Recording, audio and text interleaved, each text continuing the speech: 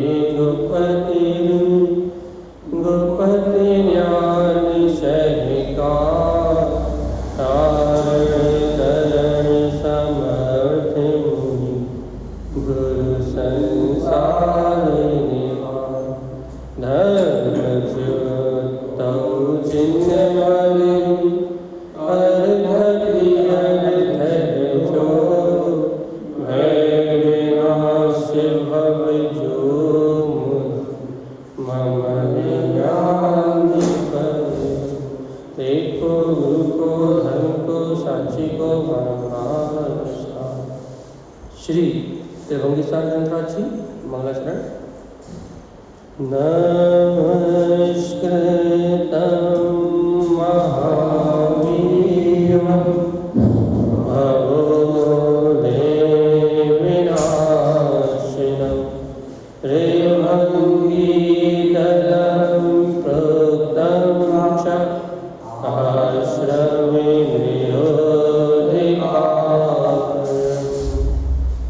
आचार्य प्रवर सद्वर संत तारण प्रमदाचार्य जी महाराज की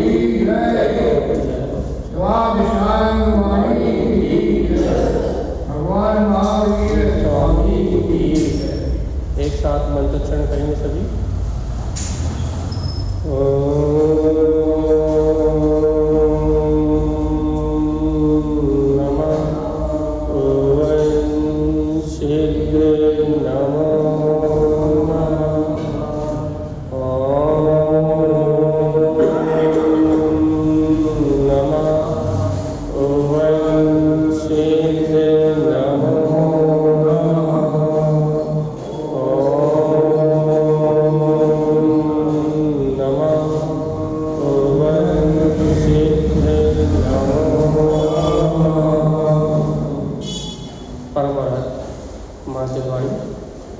शत्रुवा श्रीमती तारण स्वामी और सर्वज्ञ जिन्हें परमात्मा के अमृत में ज्ञान था। यह श्री त्रिभंगी सार ग्रंथराज जी, जहाँ अपन बहुत सूक्ष्म विज्ञान को समझने की कोशिश कर रहे हैं। आचार्य श्रीमती जैन तारण स्वामी ने वो बहुत सूक्ष्म विज्ञान दिया, उस विज्ञान को समझने की कोशिश कर रहे हैं। और ये विज्ञान है परिणामों का विज्ञान। बाहर में क्रियाओं का विज्ञान तो सबको समझ में आता है। कौन सा विज्ञान समझ में आता है? जो बाहर में विज्ञान सिद्ध करता है वो तो सबको समझ में आता है, लेकिन अनुभव रूप जो विज्ञान है, परिणामों का जो विज्ञान है, ये सिर्फ ज्ञानियों को समझ में आता है।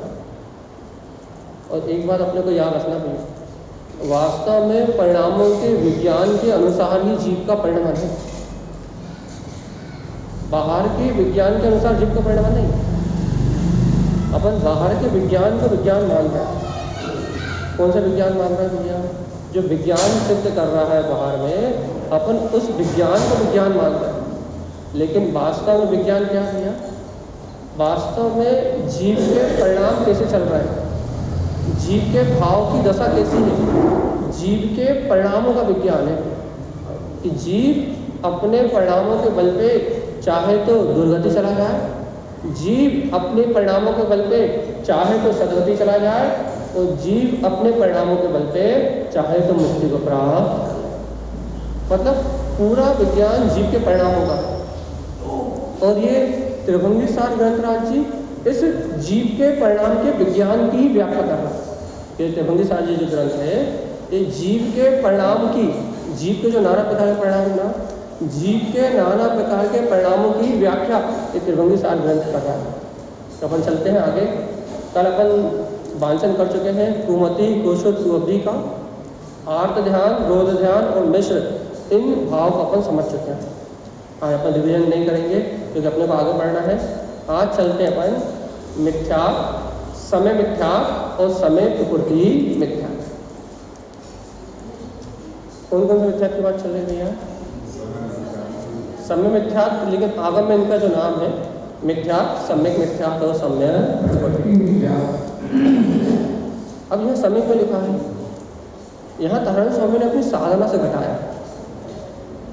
समय मतलब आत्मा होता है, और आत्मा में जब तक मिथ्यात्व है या मिथ्यात्व की छाया है, उस अपेक्षा से नारायण स्वामी ने घटाया है। लेकिन आगम में जो दिया है शब्द, उसके अनुसार अपन क्या मानेंगे? मिथ्यात्व, सम्यक मिथ्यात्व और सम्यक। ये तीन मिथ्यात्व हैं। देखो सुनो तो एक रहस्य की बात, ये तीन मिथ्यात्व उनके लिए है जिन्होंने सम्यक दर्शन को प्राप्त कर लिया। अच्छा बताओ, हमने ये बात क्यों कही कि ये तीन मिथ्यात्व के भेद उनके लिए हैं, ये तीन मिथ्यात्व उनके लिए हैं कि जिनने सम्यक दर्शन प्राप्त कर लिया। ये जिन्होंने सम्यक दर्शन प्राप्त कर लिया उनके लिए मिथ्यात्व, ये तो उसकी बात बताओ। चलिए आपने थोड़ा बहुत अपना स्वाध्याय सबका है, तो ये बताओ कि हम ऐसा क्यों कह रहे हैं कि तीन मिथ्यात्व उनके लिए हैं जिनने सम्यक दर्शन प्राप्त कर लिया? ऐसा क्यों कह रहे हैं? गुणस्थान की क्लास वाले बच्चे नहीं बैठे, तो बता देते शक से। ऐसा क्यों कह रहे हैं? क्योंकि यदि कोई जीव आत्म अनुभव करके चौथे गुणस्थान में ना आए तो मिथ्यात्व के तीन टुकड़े होने वाले हैं। मिथ्यात्व के तीन टुकड़े उसी के होते हैं जिसने एक बार सम्यक दर्शन का प्राप्त कर लिया, जिसने तत्व श्रद्धांत रूपी अमृत को पी लिया हो, जिसने आत्म अनुभव को प्रकट कर लिया हो। जो एक बार चौथे गुणस्थान में प्रवेश कर चुका हो, उसके मिथ्यात्व के ही तीन टुकड़े होते हैं, उसके मिथ्यात्व के तीन टुकड़े होते हैं। आई बात समझ में नहीं आई? नहीं आई? देखो भैया, सरल शब्दों में समझाने की कोशिश करते हैं, क्योंकि गुणस्थान तो पा नहीं पाएंगे इस टाइम। तो अभी सिर्फ सरल शब्दों से क्या? जब भी जीव अनादि काल से जो संसारी जीव अनंत संसार में परिभ्रमण कर रहा है, तो इसे तीन मिथ्यात्व वाले नहीं है, इसका मिथ्यात्व अखंड है। क्या है इसका मिथ्यात्व? अखंड है। तो ये मिथ्या दर्शन सहित अनादि काल से संसार में परिभ्रमण। लेकिन जब ये जीव आत्म अनुभव करता है, अर्थात उत्तम सम्यक दर्शन को प्राप्त करता है, तो क्या होता है? इसकी सारी कर्म प्रकृतियाँ अंतर मुहूर्त के लिए उत्समित हो जाती हैं, और ये जो अखंड मिथ्यात्व है ना, इस अखंड मिथ्यात्व के तीन टुकड़े हो जाते हैं। कौन कौन से तीन हो जाते हैं भैया? मिथ्यात्व टूट के मिथ्या, सम्यक मिथ्या और सम्यक प्रकृति मिथ्यात्व में बदल जाता है। ऐसा जीव सादी मिथ्या दृष्टि कहलाता है। अनादि मिथ्या दृष्टि कौन है? जिसे एकमात्र मिथ्यात्व का उदय है, जिसने आज तक अंतर आत्मा को प्राप्त नहीं किया है, जो चौथे गुणस्थान में प्रवेश नहीं कर पाया, वो अनादि मिथ्या दृष्टि। उसका अनंत संसार है, उसको तो कुछ पता ही नहीं है। मोक्ष मार्ग क्या है, आत्मा क्या है, आत्मा का अनुभव क्या है, तत्व की अनुभूति क्या है, उसे कुछ नहीं पता। क्यों नहीं पता भैया? क्योंकि उसने उस अमृत को कभी चखा नहीं, उसने चौथे गुणस्थान को कभी प्राप्त नहीं किया, उसने सच्चे देव गुरु की दृढ़ श्रद्धा को कभी प्रकट नहीं किया। तो उसे तो एक मिथ्या अकेला है, उसके लिए तीन टुकड़ों की बात ही नहीं। तो तीन टुकड़ों की बात किसके लिए भैया? अभी बताया हमने, रिपीट तो करो जी। हाँ, सम्यक दृष्टि के लिए तीन टुकड़ों की बात। एक बार यदि सम्यक दर्शन प्राप्त करने के बाद मिथ्यात्व के तीन टुकड़े हो जाएंगे। अब इसमें से क्योंकि देखो उपसम समय कितनी देर रहेगा भैया? अपन इस तरह पढ़ा अंतर मुहूर्त, ज़्यादा से ज़्यादा रहा तो अंतर मुहूर्त। अंतर मुहूर्त बाद तीन टुकड़े, क्योंकि उपसम में बाकी दबे हैं, तो तीनों में से कोई एक टुकड़ा ऊपर आएगा। यदि सम्यक दृष्टि को मिथ्या का टुकड़ा ऊपर आएगा तो मिथ्या दृष्टि हो जाएगा, पहले कौन सा निकलेगा। यदि सम्यक मिथ्या का टुकड़ा उदय में आएगा तो वो तीसरे गुण स्थान में चला जाएगा, और सम्यक प्रकृति मिथ्या का टुकड़ा उदय में आएगा तो क्या कहेगा होगा भैया? उसका उपसम सम्यक क्षयोपसम सम्यक दर्शन में बदल जाएगा, वो चौथे गुण स्थान में ही रहेगा। तो ये तीन टुकड़ों की बात किसके लिए है? जो ज्ञानी है, जो एक बार उस परमात्मा पद को प्राप्त कर गए, उनके लिए है। दूसरा, पहला गुण स्थान, तीसरा गुण स्थान, चौथा गुण स्थान, दूसरा गुण स्थान, ये ऊपर के गुणस्थान उनके लिए है जो एक बार चौथे गुणस्थान को छू के जिन्होंने उस आत्मा को एक बार स्पर्श कर लिया, उनके लिए है 3 टुकड़े। और जिन्होंने इस आत्मा को प्रकट नहीं किया, वीतरागी देव गुरु धर्म की श्रद्धा ही नहीं करी, वो तो अनादि मिथ्या दृष्टि, अनादि संसारी ही है। उनके लिए तो ये सारी बात है। यह धारण स्वरूप किन के लिए बात कर रहे हैं? दोनों को लेकर बात कर रहे हैं। यदि मिथ्या के 3 टुकड़े कर दिए तो तुम तो स्वयं आत्मानुभवी हो ही। यदि किसी ने एक बार उस आत्मानुभव को चखा है तो आत्मा की चर्चा सुन के या अपने आत्मा का स्मरण करने से उसे तो उसका आनंद अर्थात ये स्वीकारता तो होगी ना कि जो सुख मैंने चखा था उससे श्रेष्ठ दुनिया में कोई वस्तु नहीं। उसका तो मुक्ति का चांस पूरा ही पूरा है। क्यों? क्योंकि ज़्यादा से ज़्यादा किंचित न्यून अरुपदगल परावर्तन में उसे मोक्ष तो जाने, एक बार अनुभव को प्राप्त तो कर ही चुका। तो ठीक है, इतनी रामायण हमने क्यों सुनाई? इतनी रामायण हमने क्यों सुनाई? क्योंकि यहाँ 3 बात कही ना, मिथ्या, समय मिथ्या और समय प्रकृति मिथ्या, जिसको आगम की अपेक्षा से समझाना जरूरी था कि मिथ्या क्या है। मिथ्या क्या भैया? मिथ्या के 2 भेद, एक अनादि मिथ्या दृष्टि और एक सारी मिथ्या दृष्टि। थोड़ा ऐसा समझा देते हैं हम आपको, सरल हो जाए। यदि पूर्व भाव में भी, सुनो, इस भाव में मान लो तो सम्यक दर्शन नहीं है, इसके पहले वाले भाव में भी नहीं था जब तो हम पंचम काल में, इसके पहले कभी 100 भाव पहले भी यदि कभी अपने को सम्यक दर्शन था और वो किसी योग से छूट गया तो आज अपन मिथ्या दृष्टि होते हुए भी साधी मिथ्या दृष्टि, अनादि नहीं, अनंत संसारी नहीं, अनंत संसार में परिभ्रमण करने वाला मेरा जीव नहीं। इसलिए हम लोगों से बार बार कहते हैं तो तुम कैसे कह सकते हो कि तुम्हारा अनंत संसार? मुझे पक्का भरोसा है कि आज से 550 साल पहले तारण स्वामी शरण में हो तो तुम्हें अनुभव हो गया हो। तो क्या भैया अनुभव हो जाता तो हम सदगति में नहीं जाते? अरे भगवान गति पहले मान ली, और मान लो भगवान जी सम्यक होकर छूटता भी तो है, होकर छूट गया, उसका अनंत संसार में परिभ्रमण होगा। ये इतनी बात करके क्या कहना चाह रहे हैं? अपने 2 चीज समझनी। एक तो वो जीव है जो कभी सत्य को स्वीकार ही नहीं कर पाया, जिसने सत्य का कभी अनुभव ही नहीं किया, और एक वो जीव है जो स्वीकार तो कर चुका है लेकिन आज कर्म धाराओं के उलझ के, आज मोह की धारा को उलझ के, आज उस सत्य को अनुभव से जानता नहीं। ठीक है, समझ में आ गई 2 बात? एक के 3 टुकड़े हैं, मिथ्या, सम्यक मिथ्या और सम्यक प्रकृति मिथ्या। वो जब चाहेगा तब अपना काम बना लेगा। और एक अनंत संसारी है, अभी जिसका काम बना ही नहीं है। अपन कौन से वाले हैं?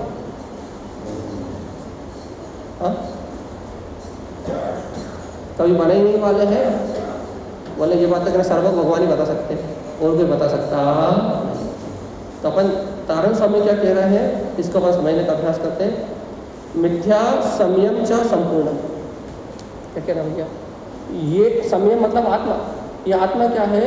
मिथ्या संयम च संपूर्ण, हमेशा मिथ्या की भावना से संपूर्ण रहता है, मिथ्या मान्यता से संपूर्ण रहता है। अब मिथ्या मान्यता किसे कहते हैं? आपको पता ही है, तत्वों को यथार्थ रूप से ना मानना, द्रव्य की यथार्थ श्रद्धा ना करना और मनमाने ढंग से वस्तु के स्वरूप को ना स्वीकार करके मनमाने ढंग से वस्तु के स्वरूप को स्वीकार करना, इसका नाम क्या है भैया? मिथ्या। और तारण स्वामी क्या कह रहा है?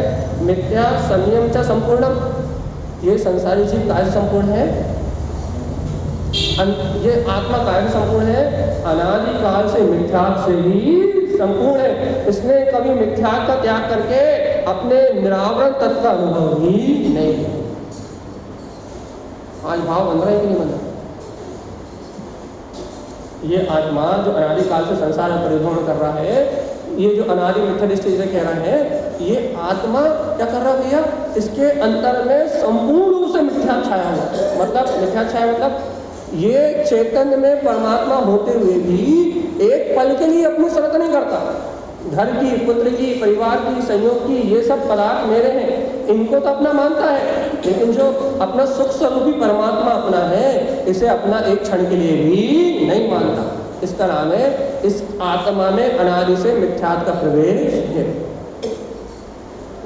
अब बताइए, जो मिथ्यात्व इस आत्मा में घुल गया है अपनी अज्ञानता, अपनी मिथ्या मानता के कारण, अपने आश्रद्धान के कारण, आज इस मिथ्यात्व को उखाड़ने का मन है कि नहीं? इस मिथ्यात्व से बचने का मन है कि नहीं? और यदि आज भी अपना भाव यदि उस मिथ्या से छूटने का नहीं है, तो फिर ये बताओ मोक्ष कैसे होगा? समय की बात है, आत्मा की बात है। नारायण स्वामी की बात सीधी है, मिथ्या संयम च संपूर्णम। आत्मा काय से संपूर्ण है? समय मतलब आत्मा, मिथ्या मतलब मिथ्या दर्शन, चा संपूर्णम। आत्मा मिथ्या के अनंत परिणाम होता है। चा लगा दिया ना, चा का मतलब एक तो नहीं, मिथ्यात्व के अनंत परिणाम, राग के द्वारा, देश के द्वारा, कर्तव्य बुद्धि के द्वारा, भोक्तव्य बुद्धि के द्वारा, ममत्व बुद्धि के द्वारा, अपनत्व बुद्धि के द्वारा, पर में एकत्व बुद्धि के द्वारा, अनेक अनेक विकार परिणामों के द्वारा ये आत्मा, ये स्वसमय में आत्मा है तो स्वसमय, लेकिन अनेक अनेक विकारी परिणामों के द्वारा मिथ्यात्व से संपूर्ण है, अर्थात अपने ही स्वरूप को देखने में सामर्थ्य नहीं है। क्या करना है? उपाय का अनुसार पहले बताया था, सम्यक शुद्ध भाव, सम्यक दर्शन की शुद्ध भावना करे, आत्म दर्शन की भावना करे, अपने आत्म तत्व को स्वीकार करके भगवान ने जैसा वस्तु स्वरूप कहा है यदि वैसा वस्तु स्वरूप स्वीकार करे तो ये जी मिथ्या से छूट सकता है। लेकिन जब अभ्यास करेगा तब, और अभ्यास नहीं करेगा तब एक भाई हम तो आगे निकल जाएंगे। ये जो हमने आपको इतनी बातें सुनाई यहाँ जन्म आगम की, जनवाणी की, तारण स्वामी की, ये सिर्फ इसलिए सुनाई भी है थोड़ी छटपटी उत्पन्न हो जाए ताकि मिथ्यात्व को त्यागना, अंतर से थोड़ी झटपटाहट हो जाए, अंतर से थोड़ा सा रुझान जग जाए भैया। का रुझान जग जाए कि हमें इस मिथ्यात्व का उन्मूलन, मतलब इस मिथ्यात्व का नाश ही करना है। एक बार भी यदि मिथ्यात्व को तुमने नष्ट कर दिया तो वो पूरा अखंड नहीं रहेगा, उसकी शक्ति क्षीण हो जाएगी, वो अनंत संसार का कारण नहीं बचेगा। एक बार भी यदि तुमने अपने निज परमात्मा को स्वीकार कर लिया तो मिथ्यात्व का पूरा अस्तित्व ढह जाएगा और उसके 3 टुकड़े हो जाएंगे और तुम अनंत संसारी जीव नहीं कहलाओगे। मिथ्यात्व भी होगा तो सारी मिथ्या दृष्टि होगी भाई, अनादि नहीं होगा। इसलिए बार बार कहते हैं गलती से भी आत्मा को स्वीकार कर लो भगवान जी, एक बार मजबूरी में ही स्वीकार कर लो, गलती से ही शुद्ध आत्म स्वभाव का अनुभव कर लो, एक बार भी कर लोगे तो कर्म प्रकृति छिन्न भिन्न हो जाएगी। और मिथ्या की बात समझ में आ गई? अब चलते सम्यक मिथ्यात्व की ओर। समय मिथ्यात्व प्रकाश है भैया, ये जीव मिथ्यात्व से संपूर्ण है, लेकिन जिनके मिथ्यात्व के 3 टुकड़े हो जाते हैं उन जीवों को समय मिथ्या प्रकाश है। सम्यक प्रकृति मिथ्यात्व का प्रकाश रहता है, मतलब प्रकाश है, मतलब अज्ञानी मिथ्या दृष्टि जीव जो होता है वो क्या करता है भैया, ये तो मानता है, देखो ये तो मानता है सच्चे देव गुरु की शरण लेनी चाहिए, ये तो मानता है कि मैं आत्मा शुद्धात्मा परमात्मा ही हूँ, लेकिन साथ में क्या मानने लगता है भैया, ये क्या मानने लगता है, वीतरागी देव हमारे घर का काम करते हैं, इनकी शरण में आओ तो हमारे घर के काम हो जाए।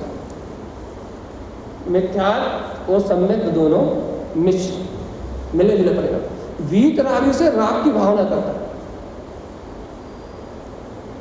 वीतरागी देव हमारे घर के काम करते हैं, वीतरागी देव हमारी बाहर की व्यवस्था बनाते हैं, वीतरागी देवों से हमारा व्यवहार का काम चलता है, बाहर का काम चलता है। ऐसी मिथ्या जिनके 3 टुकड़े हो गए उनकी बात मैंने, जब सम्यक प्रकृति मिथ्यात्व की भावधारा आती है तो थोड़ा श्रद्धा और थोड़ा मिश्र श्रद्धा।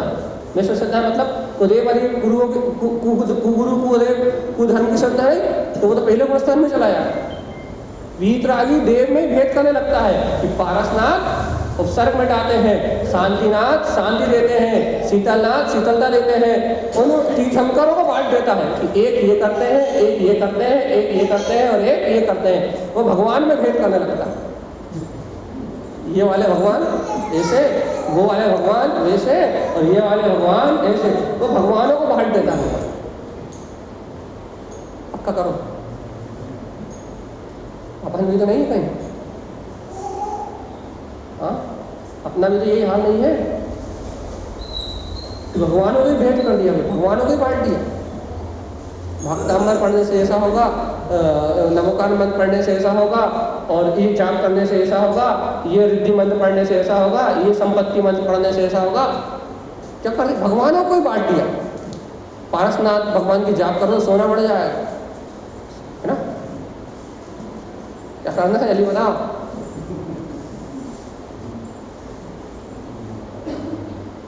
जल्दी से बताओ क्या होगा।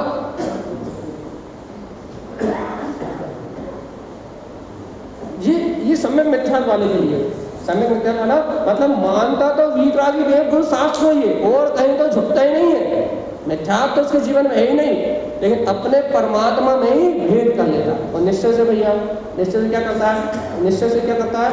ये भैया मानता तो आत्मा शुद्ध है, बुद्ध है, अविनाशी है, लेकिन संयोग में कर तो रहा है, ग्रह तो रहा है, बना तो रहा है, खा तो रहा है, और ये सब भी तो करना पड़ता है। घर को परिमाण में है, कर्तव्य बुद्धि से संयोग रहता है।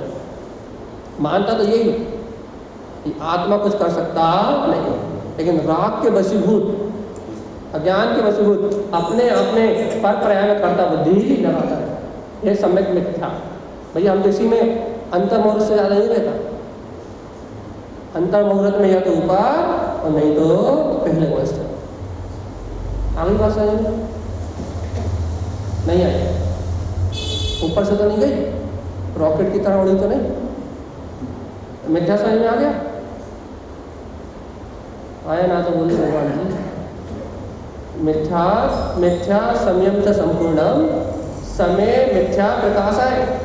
आत्मा से मिथ्या का प्रकाश करता है, तत्व का प्रकाश नहीं करता। अनित्य नित्य जाना थी। देखो तारा स्वामी ने सिद्धांत दे दिया। क्या दे दिया?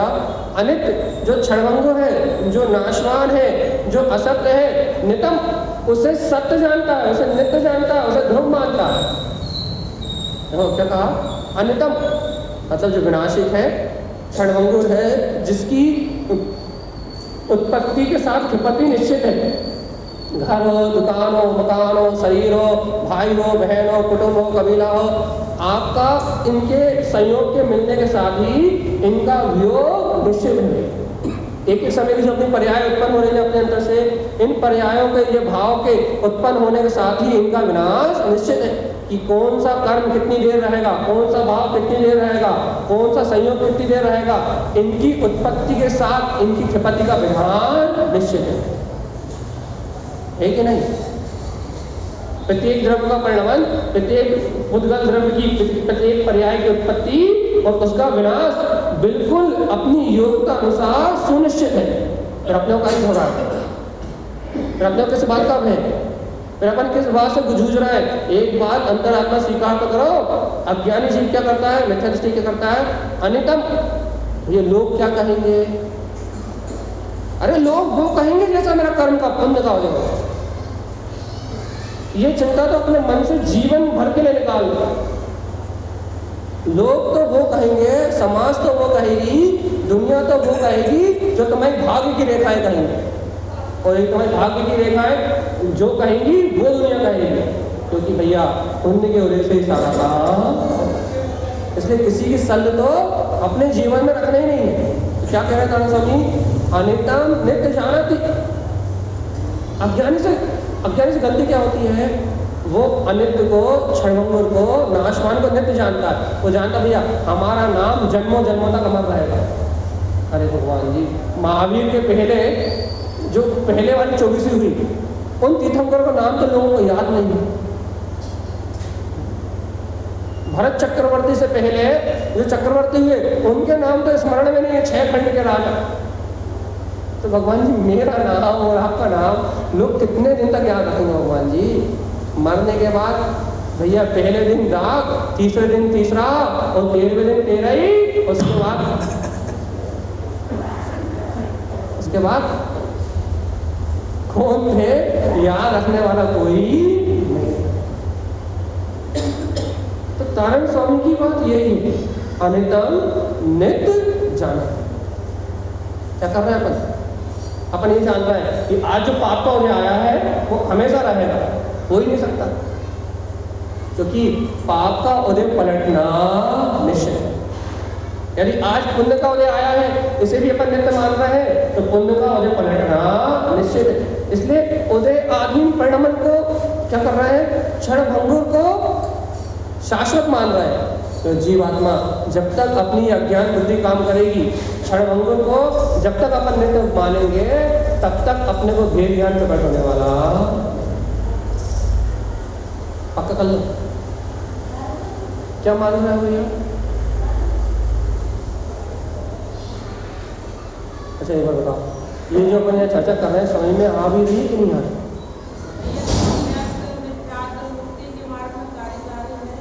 कौन सा? सम्यक मिथ्यात्व ही अज्ञानी जीव को है। मुक्ति में कार्यकारी तो बिल्कुल नहीं है, लेकिन मिथ्यात्व की अपेक्षा से जो मिथ्या दृष्टि जीव है, उससे तो बहुत ज्यादा विशुद्धि है। क्यों? क्योंकि महासम्यक भी साथ में है। लेकिन जब तक वो उस मिथ्यात्व को अलग करके चौथे गुण स्थान में नहीं जाएगा, तब तक सम्यक दृष्टि नहीं है। मिथ्यात्व की अपेक्षा से तो बहुत विशुद्धि है। क्यों है? क्यों विशुद्धि भैया? क्योंकि अपन ने पहले बताया ना कि सम्यक मिथ्यात्व वाला जीव यदि संसार में रहा भी तो ज्यादा से ज्यादा किंचित न्यून अर्ध पुद्गल, इसके अंतर तो इसका मोक्ष होना निश्चित ही है। नियम से मोक्ष प्राप्त करेगा ही। तो मिथ्यात्व की अपेक्षा तो ये मुक्ति का सोपान करने वाला है, भव्य है, और अरिहंत सिद्ध अवस्था को प्राप्त करेगा। इसलिए भगवान जी कार्यकारी तो है, लेकिन इसे कार्यकारी इसलिए नहीं कह रहा है क्योंकि इसके साथ मिथ्यात्व मिला हुआ है, और जब तक ये मिथ्यात्व मिला रहेगा तब तक इसका अहित हुए बिना नहीं। थोड़ा सा पुरुषार्थ करे, थोड़ी सी आत्मा की रुचि लगाए, तो वापस तीसरे से चौथे में आ सकता है। कोई बड़ी बात नहीं, ठीक है। अपन आगम को ज्यादा ना लेके इस बात पे फोकस कर रहे हैं। अनितम नित्य जान, क्षण भंगुर को शाश्वत मानता है। ये सबसे बड़ी बात है भाई। अज्ञानी संसारी जीव का सबसे बड़ा अपराध क्या है कि जो विनाशिक है वो मानता है कि आज जैसे कर्म के उदय चल रहे हैं वैसे हमारे जीवन भर रहेंगे, जैसे पुत्र परिवार हमारे आज हैं वैसे हमारे अंत तक रहेंगे, जैसे संयोग आज हमें मिले हैं पुण्य के वो हमारे अंत तक रहेंगे, या पाप के संयोग जैसे मिले हैं वो हमारे अंत तक रहेंगे। ये मानता सबसे बड़ा मिथ्या है। यदि अपन ये मान के जिए ना कि पुत्र परिवार आज नहीं तो कल छूटना है, तो अपने आप ही मोह ना बढ़े। यदि अपन ये मान लीजिए ना कि आज जो अवस्थाएं हैं कल वो बिला जाना है, तो अपने आप ही अपना मोह नहीं बढ़ेगा। लेकिन अपन उन्हें क्षणभंगुर मान के नहीं जीना चाहते। क्यों? क्योंकि हम क्षणभंगुर मान के जीते हैं तो हमारा मन का रस पिटता है। उन्हें भरत चक्रवर्ती को उदाहरण दिए थे एक बार, आपको याद है? आधे घंटे दिया था पूरा, कि भरत चक्रवर्ती 96,000 रानियां और 6 खंड के बीच में रहते हैं, लेकिन वो इन सब पर्यायों को क्षणभंगुर मान के जीते हैं। वो उन भोगों में संयोग में रहते हैं, लेकिन उन्हें अनित्य मान के, उन्हें क्षणभंगुर मान के जीते हैं भैया। तो क्या होता है भैया कि वो सारा परिणमन तो चलता है, लेकिन उनका वैसा मोह जैसा अज्ञानी जीव का होता है, वैसा ममत्व उन क्रियाओं में, उन अवस्थाओं में नहीं। और अपनी मानता कैसी भैया? अपन इन्हें नित्य मान के जीते हैं कि ये जीवन भर रहेंगे सुख, अपन इन्हें शाश्वत मान के जीते हैं। तो अपना क्या होता है भैया? इन पर्यायों में जो अज्ञान रूप मोह होता है वो इतना प्रगाढ़ होता है कि हमें अनंत संसार का बंध कराता। हमने तो आपको रोज ही कहते हैं हम आपसे भोग करने की मनाही नहीं करते, क्योंकि आपके पुण्य के उदय में हलवा और मलाई खाने का पुण्योदय है, पूड़ी और हलवा खाने का पुण्योदय है, तो हम आपको नमक रोटी कैसे खिला सकते हैं? सही बात है कि नहीं भाई? यदि आपके पुण्योदय में भैया हलवा पूड़ी खाने का भाग्य है, आपका हलवा पूड़ी खाने का पुण्योदय है, तो हम आपको नमक रोटी कैसे खिला सकते हैं? जो आपके पुण्य के उदय में वही तो मिलेगा ना, जो आपके भाग में वही तो मिलेगा ना। लेकिन कर क्या सकते हैं? वहां क्या कर सकते हैं अपन? कुछ कर सकते हैं? वहां क्या कर सकते हैं? पुण्य के उदय तो नहीं बदल सकते। वहां कुछ पुरुषार्थ कर सकते हैं? नहीं कर सकते। पुरुषार्थ तो कर सकते हैं हम, क्या कर सकते हैं? इतना तो कर सकते हैं भैया कि महा अनंत आसक्ति में, मिथ्यात्व में ना डूबे। इतना तो स्मरण कर सकते हैं क्या कि मैं इन पर्यायों से भिन्न वो ज्ञान मात्र चेतना हूँ। अपने शुद्ध बुद्ध ज्ञान मात्र स्वभाव को अनुभूति में, अपनी स्मृति में, अपने सुमरण में तो ला सकते हैं कि मैं इनसे भिन्न हूँ, ये अनित्य है, ये थोड़ी देर का परिणमन है। यदि ऐसा स्मृति में आ जाएगा तो आपका इतना तीव्र जुड़ान उन अवस्थाओं में नहीं होगा भैया। तो सुनो, जुड़ान नहीं होगा तो कर्माश्रय भी उतना नहीं होगा जितना एक अज्ञानी जीव को होता। हम कितने बार कह रहे हैं, अज्ञानी जीव हर समय अनंत संसार को बांध रहा है और मात्र तत्व का श्रद्धान होने से, सम्यक दर्शन होने से वो ही आत्मज्ञानी जीव उन्हीं संयोगों में रहते हुए क्या कर रहा है भैया, उस अनंत संसार को नहीं बांध रहा, आश्रय का निरोध कर रहा है। क्यों कर रहा है आश्रय का निरोध? उसका अनंत संसार क्यों नहीं बन रहा? क्योंकि सम्यक दर्शन रूपी रत्न, आत्मा की स्वीकारता रूपी रत्न, तत्व के श्रद्धान रूपी रत्न उसके जीवन में प्रकट हो गया है। इसलिए आत्मा की महिमा है, अपने वीतराग स्वभाव की महिमा है कि उसके अंतर में अपनी स्व चेतना का जागरण होने के कारण से वो भी वही काम कर रहा है जो एक अज्ञानी कर रहा है। लेकिन एक अज्ञानी अनंत संसार को बांध रहा है और दूसरा अनंत संसार को नहीं बांध रहा है। ये आपकी मान्यता का चमत्कार है। देखो भगवान जी, नित्य मानने में मोह है, घर पुत्र परिवार मेरा है और हमेशा रहेगा, ऐसा मानने में मोह है। और भैया घर पुत्र परिवार पुण्य के उदय से मिला है और थोड़े समय में क्षणभंगुर पर्याय है, थोड़े समय में विला जाएगा। यदि ऐसा मान लो तो फिर मोह कहाँ है? फिर राग हो सकता है। राग और मोह में अंतर समझ लो भगवान। फिर राग हो सकता है कि वर्तमान भूमिका में अभी महावृत्ति नहीं हुए, अणुवृत्ति नहीं हुए, तो वर्तमान भूमिका में इन सब चीजों में प्रवृत्ति करने का राग हो सकता है, लेकिन मोह नहीं हो सकता। दर्शन मोह नहीं हो सकता, चारित्र मोह हो सकता नहीं है। बस समझ में, यदि समझ में आई तो हाँ बोलो, नहीं आई तो हमसे फिर बोलो कि दूसरा उदाहरण देके बताओ।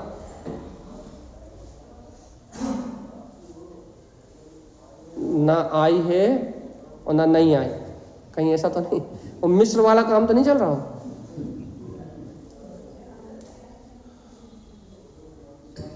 इतनी सी बात समझाने का अभ्यास कर रहे हैं भगवान जी। जब तक मिथ्या मानता है तो मिथ्या मान्यता होने के कारण से ये अशुद्ध जो क्षणभंगुर पर्याय है, घर पुत्र मकान दुकान, जब तक ये मेरे भाषित हो रहा है तब तक राग तो है, लेकिन राग के साथ मिथ्या मानता होने से दर्शन मोह का उदय भी है। मिथ्यात होने से दर्शन मोहिनी कर्म का पूरा उदय है। तो क्या हो रहा भैया? राग की मनाही नहीं है, लेकिन राग के साथ जो मोह है, वो मोह क्या कर रहा है? वो अनित्य को नित्य दिखा रहा है। राग अनित्य को नित्य नहीं दिखाता। आई कि नहीं ये बात समझ में? ये बताओ। राग क्या करता है? अनित्य को अनित्य दिखाने के बाद भी वहां लगा रह सकता है। क्यों? क्योंकि वो चारित्र मोहिनी की कर्म धारा है। फिर से समझाने की कोशिश कर रहा है। राग क्या कर सकता है? राग का काम क्या है? वो दिखा सकता है ये बोलना गुलाब जामुन में सुख नहीं है, ये बात मानता में है, लेकिन राग होने के कारण भैया अभी जिभ्या का रस पड़ा हुआ है तो तुम 10 नहीं 20 नहीं 50 गुलाब जामुन खा लो, कोई दिक्कत नहीं। 2 की बात नहीं कर रहा है, 10 की बात नहीं कर रहा है, 20 की बात नहीं कर रहा है, हम कह रहे हैं 50 खा लो राग बस, कोई दिक्कत नहीं। लेकिन वो 50 खाने के बाद भी, बहुत गजब विज्ञान है, वो 50 खाने के बाद भी अनंत संसार का बंध नहीं हो सकता। और भैया मिथ्या दृष्टि को एक गुलाब जामुन खिलाओ, अरे क्या होगा? एक गुलाब जामुन खाने वाला अनंत संसार बांधेगा या 50 गुलाब जामुन खाने वाला अनंत संसार बांधेगा? कैसे हुआ ये?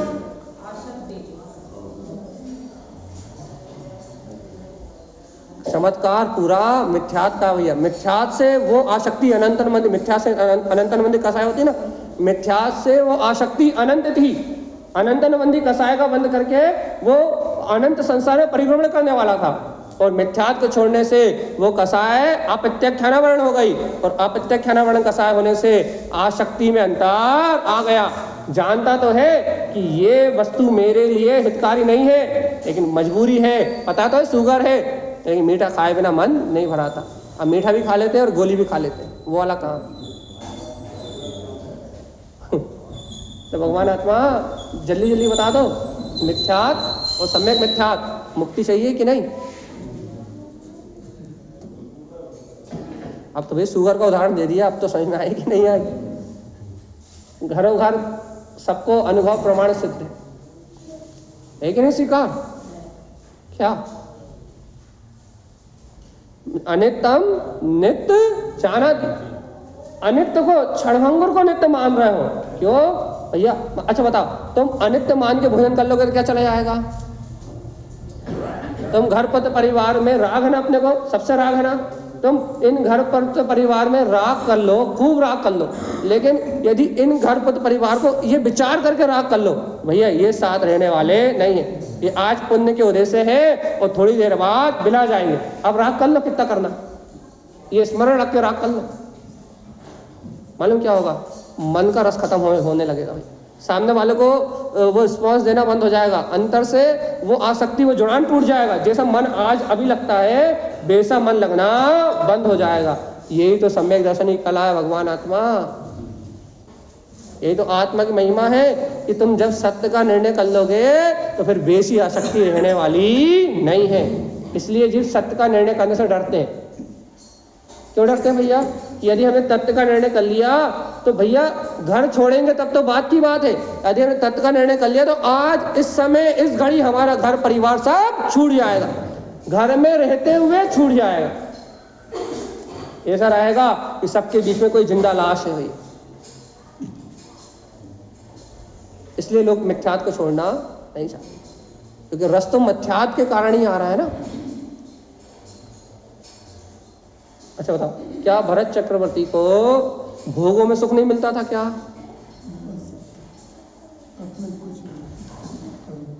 हमें हमारे प्रश्न का जवाब दे रहा है या चर्चा बंद करें? क्या भरत चक्रवर्ती को भोगों में सुख नहीं मिलता था क्या? हाँ, पंच इंद्रिय क्यों नहीं मिलता था?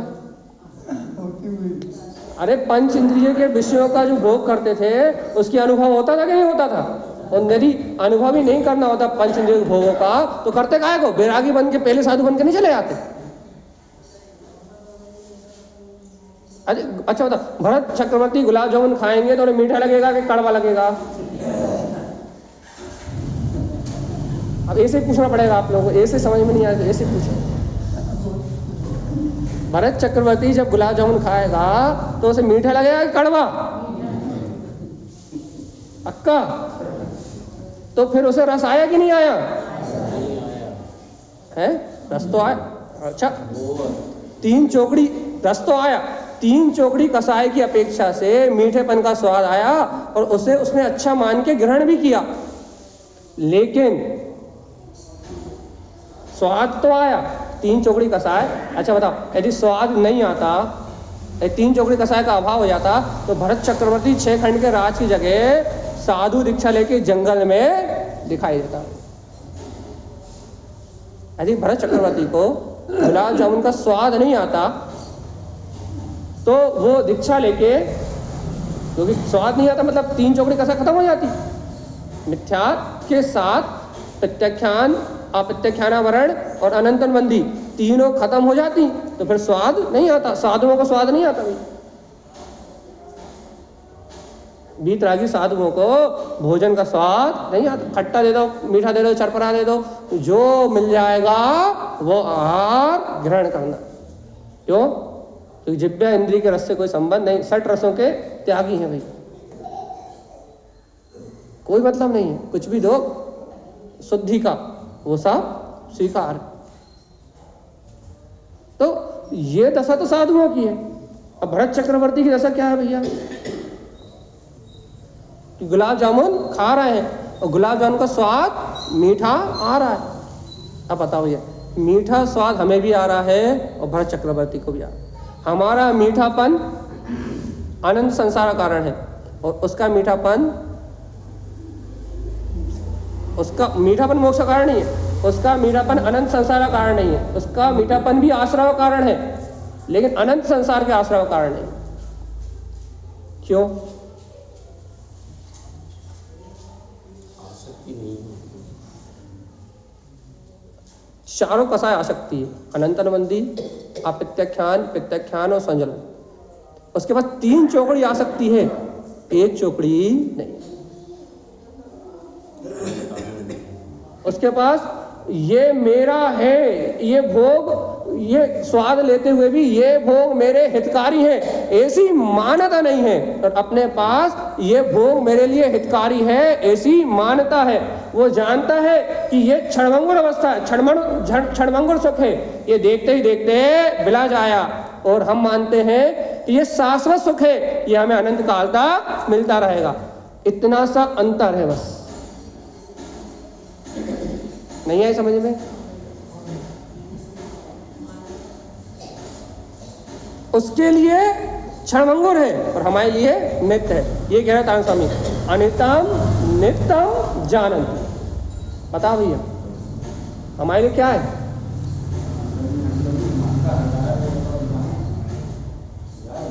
बहुत गहरी बात है ये, भगवान आत्मा।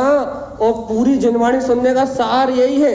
गुरु महाराज की देशना में, तारण स्वामी के ग्रंथों में इस शुद्ध आत्मा की, शुद्ध तत्व की महिमा ही पूरे में इसलिए कही गई है कि एक बार ये जीव इस शुद्ध तत्व को, अपने आकर्ता भाव को स्वीकार करे, मिथ्यात्व का दमन करे और संसार के भवसागर से पार हो जाए। क्षणभंगुर को, अनित्य को अनित्य मान ले और शाश्वत ध्रुव को ध्रुव स्वीकार कर ले, तो इसका काम बन जाएगा। अपने को स्वीकार हो रहा है कि नहीं? हो गया पक्का?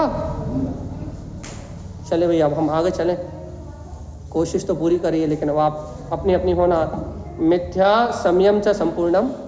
जो मिथ्या दृष्टि है वो, उसकी आत्मा संपूर्ण रूप से मिथ्या से भरी पूरी है भैया। समय मिथ्या प्रकाश है, लेकिन जो सम्यक प्रकृति मिथ्यात्व वाले हैं उनको भैया सम्यक के साथ मिथ्यात्व का प्रकाश भी है भैया। अर्थात मैंने उदाहरण दिया था, तीर्थंकर में ही भेद कर दिया उन्होंने। एक तीर्थंकर इसके कारण है और एक तीर्थंकर ये देते हैं। तो उसने वीतरागियों को श्रद्धा वीतरागियों की है, लेकिन वीतरागियों से राग की पूर्ति का काम चालू कर दिया। ठीक है। अनितम नितम जानति। क्या करता है ऐसा जी? अनित्य को ही, क्षणभंगुर को ही नित्य जानता है। प्रकृति मिथ्या निगोदियम। तो भैया ऐसे मिथ्यात मानता सहित जिसका जीवन रहता है, वो जीव निगोद में निवास करता है। जिसकी आत्मा में मिथ्यात का प्रवेश रहता है, वो जीव निगोद में प्रवेश करता है। अब भैया सम्यक प्रकृति मिथ्यात वाला तो सम्यक दृष्टि है, उसकी बात तारण स्वामी नहीं कर रहा है। सम्यक प्रकृति मिथ्यात वाला तो नियम से मुक्ति को प्राप्त करेगा। यहाँ किसकी बात कर रहा है? जिसको मिथ्यात की छाया है, जो मिथ्यात को छोड़ना नहीं चाहते, वह जीव का निवास करेंगे भैया निगोद। अपन का निवास करेंगे, अपन कहाँ रहेंगे?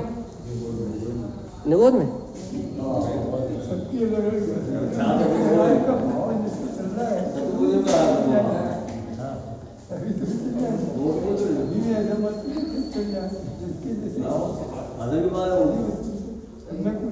प्रकृति में है नहीं, ये आया है। आप अभी कह रहे थे कि सम्यक प्रकृति मिथ्यात्व वाला जीव जो है नियम से मोक्ष को प्राप्त करेगा बाद में। और सिद्धांत में ये भी आया कि क्षयोपम सम्यक्त्वी है, 33 सागर की उसकी सीमा बताई है। 66 सागर, 66 सागर बाद में छूट जाता है। 66 सागर जिसको लगातार रह जाए, उसको नियम से 2 66 सागर बाद क्षयक सम्यक दर्शन में बदलता ही है सिद्धांत। एक छूट जाता है, ऐसा भी आया है। वो तो छायोपम सम्यक दर्शन अभी भी बोलते बोलते छूट जाए, शासर सागर तक एक समय के लिए छूटेगा, अर्ध पुद्गल परावर्तन तक के लिए छूट जाए। अपन ने कहा ना, यदि छायक सम्यक दर्शन वाला जीव जो है वो 3 भाव में निर्वाण को प्राप्त करता है। और क्षयोपम सम्यक दृष्टि जीव, यदि कोई क्षयोपम सम्यक दृष्टि जीव है, वैसे ऐसा होता नहीं है, लेकिन यदि कोई क्षयोपम सम्यक दृष्टि जीव क्षयोपम सम्यक दर्शन को प्राप्त करने के बाद यदि उसका सम्यक दर्शन विराजित हो जाए, मतलब वो मिथ्यात्व गुण स्थान में आ जाए, तो वो जीव अर्ध पुद्गल परावर्तन तक मिथ्यात्व के साथ रह सकता है। कोई बड़ी बात नहीं।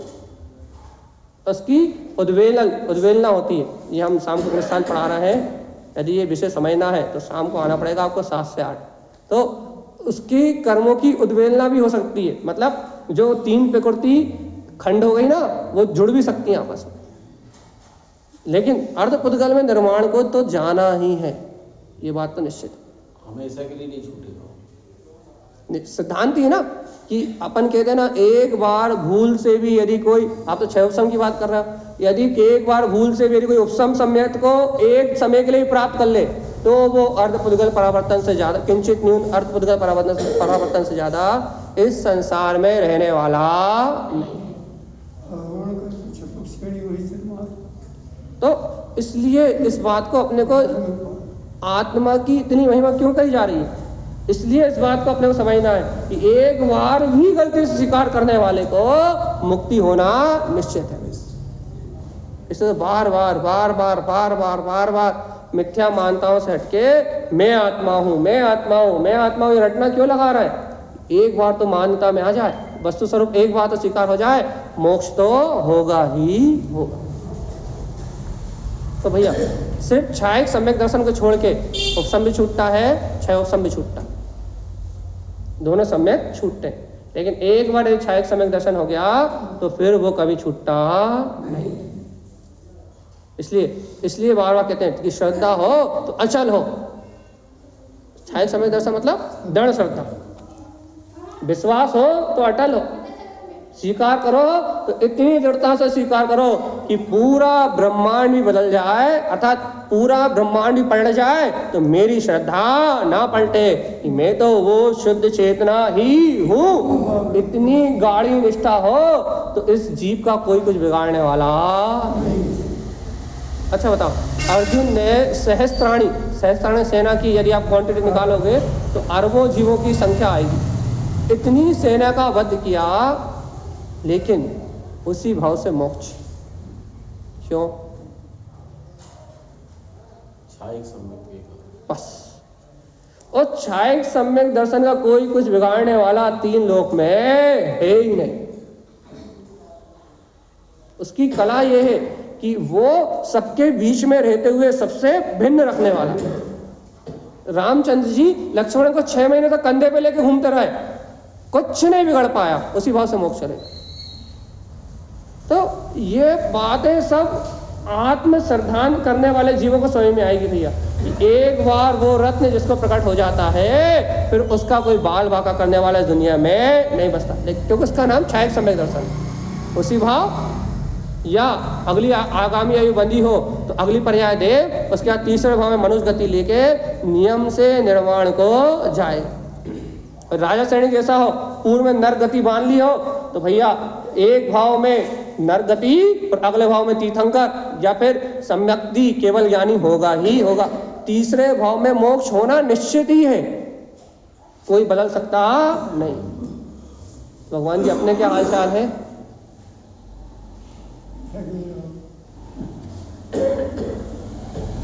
मिथ्यात्व का आवरण छट रहा है कि नहीं छट रहा?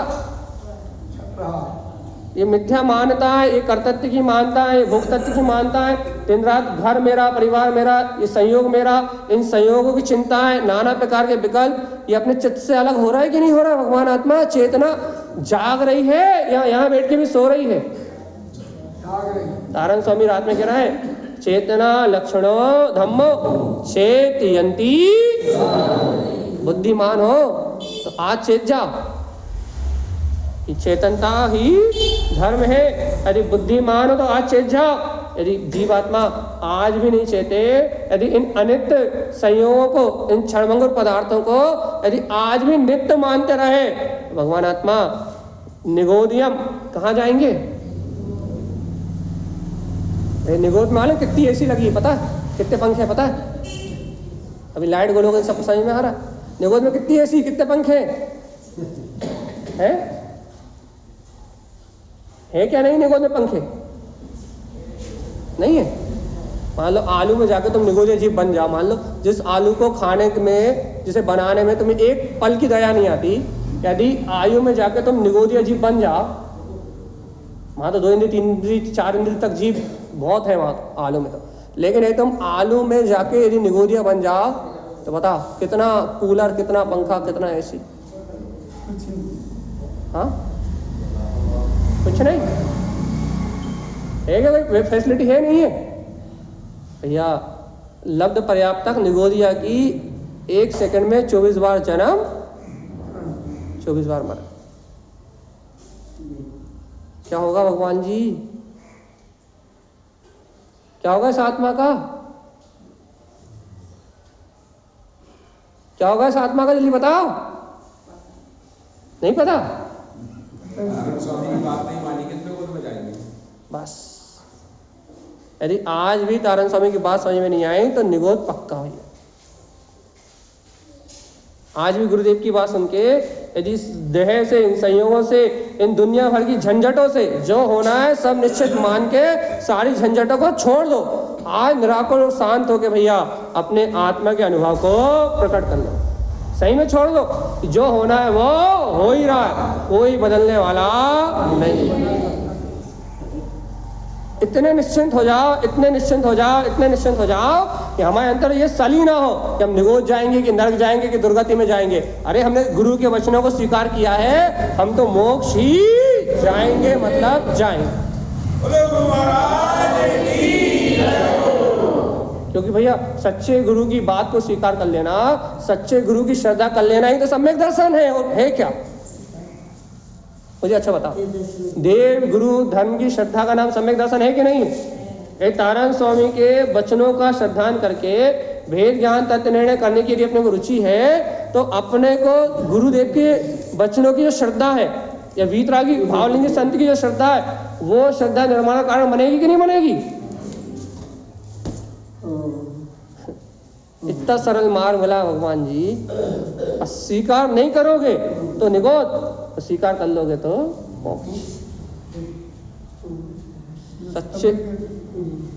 सच्चे गुरु की श्रद्धा मोक्ष का कारण है।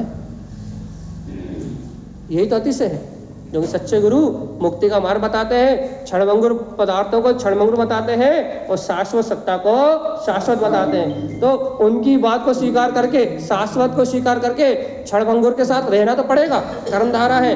लेकिन ये नित्य नहीं है। नित्य तो मेरा गायक स्वभाव है। ऐसा जानने वाला, ऐसा मानने वाला, ऐसा स्वीकार करने वाला, ऐसा अनुभव करने वाला नियम से मोक्ष जाता है। अब अपन कौन है, अपनी दशा क्या है और अपना क्या हाल चाल है, कि आप जानो, हमारी हम जाने, आपकी आप जाने। क्या हाल चाल है?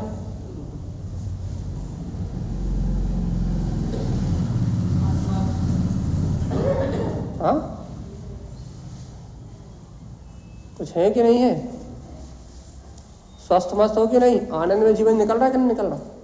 ये हाय हाय में निकल रहा, कले कलेश में निकल रहा, नींद नहीं आ रही, चिंताएं लगी हुई हैं, भूल जा, बिल्कुल शांति से निराकुल जीवन निकल रहा है कि नहीं निकल रहा?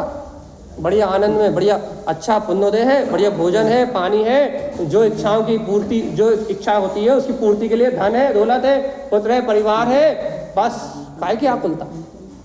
क्या करना है? समता शांति से इन संयोगों से भिन्न विचार करना है। तो यही करना है। बढ़िया खाने हैं, बढ़िया पीने हैं, बढ़िया अच्छी सब सुविधाएं हैं, तो अब क्या करना है? इन संयोगों से भिन्न। भाई कोई परेशानी हो तो बताओ, अध्यक्ष महोदय से या फिर सबसे रिक्वेस्ट करके भैया घर में कोई कमी वमी हो तो भिजवा दें।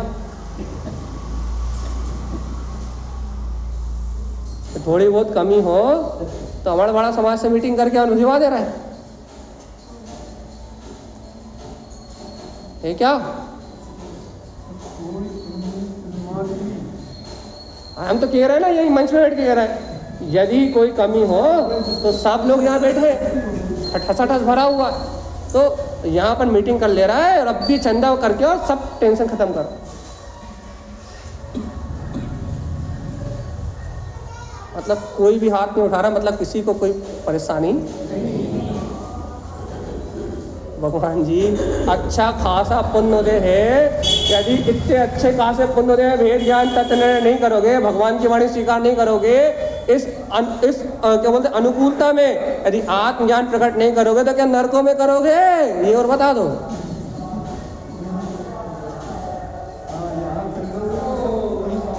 हम सीधी बात पूछ रहे हैं भैया, यदि यहाँ नहीं करोगे तो नरकों में करोगे क्या? देखो ये जीव, देखो आखिरी 4-5 मिनट बचे, आखिरी बात बोल रहे हैं। ये जीव अपने पुण्योदय की सराहना नहीं करता कि साथ ही से पुण्य से सच्चे कुल में जन्म लिया है और ये भगवान की वाणी अमृत तुल्य वाणी ये मुझे प्राप्त हो रही है। भगवान आत्मा इस दिव्य ध्वनि से अनेक भक्त जीवों ने अपने कल्याण का मार्ग बनाया है और मैं भी इस भगवान की दिव्य ध्वनि से अपना कल्याण कर सकता हूँ भैया। ये अंतर आत्मा का जागरण यदि इस दिव्य ध्वनि से हो गया तो मेरे जन्म मरण के पाप अपने आप धुल जाएंगे, अपने आप धुल जाएंगे, अपने आप धुल जाएंगे। और ये दिव्य ध्वनि ही भव जीवों के हृदय में अपने दिव्य स्वभाव का प्रकाश करने वाली है। तो आज देखो तो तारण कुल में जन्म लेने से ये ध्वनि मुझे सहज प्राप्त हुई है, सरलता से प्राप्त हुई है और मुझे बार बार बता रही है हे जीवात्मा तू स्वयं भगवान है और सब जड़ चेतन क्षणभंगुर नाशवान वस्तुएं हैं, इनसे तेरा हित होने वाला नहीं। इतनी बात कितनी सरलता समझ में आ रही है। तो बताओ अपन मोक्ष नहीं जाएंगे तो कौन जाएगा? लेकिन याद रखना भाई, जो हर दम हर घड़ी इस बात को अपने जहन में रखेगा, ये संयोग आज है और कल नहीं है, लेकिन मेरा चेतन था बस, जो अनादि से था वो अनंत तक रहेगा, उसका कोई कुछ बिगाड़ने वाला नहीं। स्थितियां बदलेंगी, परिस्थितियां बदलेंगी, पुण्य पाप के उदय बदलेंगे, लेकिन मेरा श्रद्धान कहते तारण स्वामी के वचन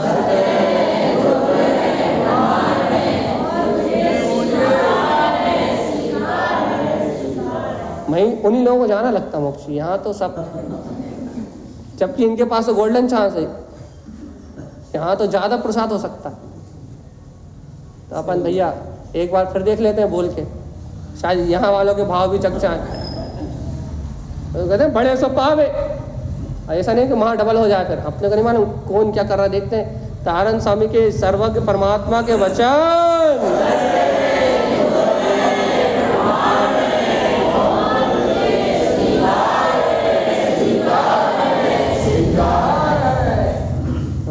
अब लगा कि आत्मा की आवाज है, अब ना स्त्री की आवाज है ना पुरुष की आवाज है।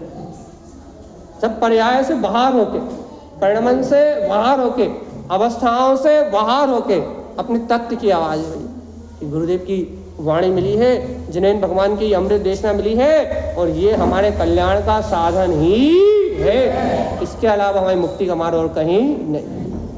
ये अमृत वचन है भाई। देखो जिसको ये भागा है उसकी मुक्ति निश्चित। क्या गजब का मोक्ष मार्ग है। जैसे आपको बाहर में पर वस्तुएं भाती हैं, वैसे यदि भगवान की वाणी भा जाए तो मोक्ष। अरे भा नहीं तो है, बस जो वस्तु अच्छी लग गई वो आत्मा की। घर पर परिवार अनादि से अच्छा लग रहा है तो अनंत जन्म मरण अपन कर रहा है। भगवान के वचन ये आत्मा अच्छा लगेगा तो मुक्ति अपनी हो जाएगी। अच्छा ही तो लग रहा है भगवान जी। देखो टाइम खत्म। यदि आत्म स्वभाव अच्छा लगे, तत्व की रुचि लग जाए तो जय जयकार, और आत्म स्वभाव अच्छा न लगे, तत्व की रुचि न लगे तो हाय हाय और हाहाकार। अब आपको हाहाकार करते हुए आकुलता में जीना हो, जन्म मरण करते हुए जीना हो तो मनमानी करो, जो करना है वो करो। और जय जयकार में अंतर अनुभूति में और गुरुदेव की वाणी को स्वीकार करके मुक्ति का सुख लेना है तो अंतर में जय जयकार करो भैया, क्योंकि जय जयकार के बिना मुक्ति होने वाली ही नहीं। यही आचार्य श्रीमद् जयंतारण स्वामी का हम समस्त भव्य आत्माओं के लिए परम पवित्र मंगल में उपदेश है भैया। बोलिए आचार्य प्रवर सतगुरुवर संत तारण तरण मंडलाचार्य